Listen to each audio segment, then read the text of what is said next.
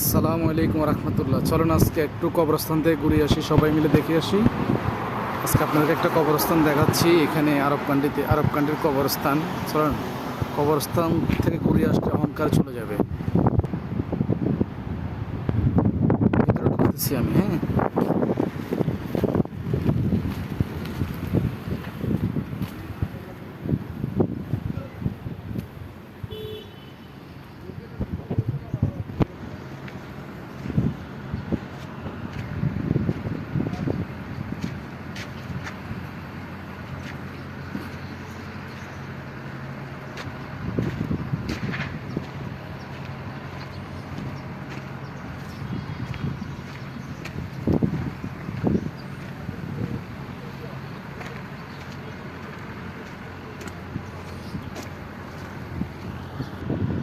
আসসালামু আলাইকুম হিরাল কবর। এই যে দেখেন আমাদের এক বাংলাদেশি ভাইয়ের কবরস্থান এখানে। উনি এখানে মারা গেছে, এখানে কবর হয়েছে। আফসোস ওনার ফ্যামিলি কেউ দেখতেছেন ওনার কবর। এ হচ্ছে মোহাম্মদ ওমর ফারুক। কেউ যদি পরিচিত থাকে বা চিনেন, ওমান সালালাতে ওনার নাম হচ্ছে মোহাম্মদ ওমর ফারুক। উনি মারা গেছে কখন দেখেন, উনি মারা গেছে 29/4/2021 সালে মারা গেছে। ওমান সালালাতে।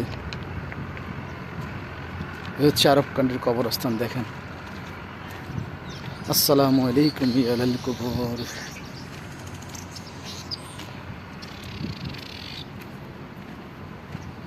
আর তো দেখতেছেন আমাদের বাংলাদেশি ভাই বা বোন কেউ এখানে আর 7 বছর আরেকজন ভাই দেখা যাচ্ছে, মোহাম্মদ হাসান বলে নাম। ওই যে ওখানে দেখা যাচ্ছে, দেখেন আমি দেখাচ্ছি, জুম দিয়ে আনতেছি নামটা। এই যে মোহাম্মদ হাসান, উনিও মারা গেছে। উনি আমাদের বাংলাদেশি ভাই।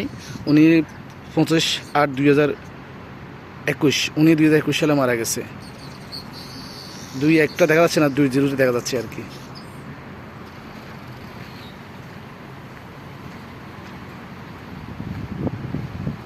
আমি এখন যাচ্ছি এদিক দিয়ে।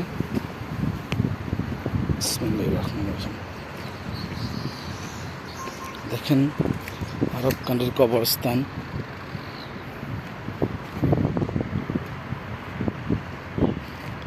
হচ্ছে কবরস্থানের পরিস্থিতি।